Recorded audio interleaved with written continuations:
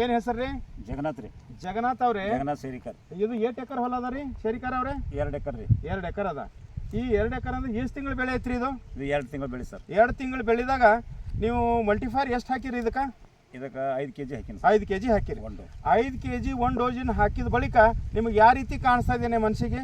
ಇಲ್ಲ ಬೆಳೆ ಅಂತೂ ಫಸ್ಟ್ ಕ್ಲಾಸ್ ಐತಿ. ಹ್ಞೂ ರೀ. ಆಮೇಲೆ ಮರಿ ಹೆಚ್ಚಿಗೆ ಬಂದವ. ಮರಿ ಹೆಚ್ಚಿಗೆ ಬಂದವ್ರಿ. ಹಾಂ ರೀ, ಮರಿ ಹೆಚ್ಚಿಗೆ ಬಂದವ. ಮರಿ ಹ್ಞೂ ರೀ. ಈ ಕಡೆ ಬಿತ್ತು. ಹಾಂ, ಮರಿ ಹೆಚ್ಚಿಗೆ ಬಂದವ. ಎಲ್ಲಕ 8-10 ಮರಿ ಇವೆ. ಹಾಂ ನೋಡ್ರಿ, 1 2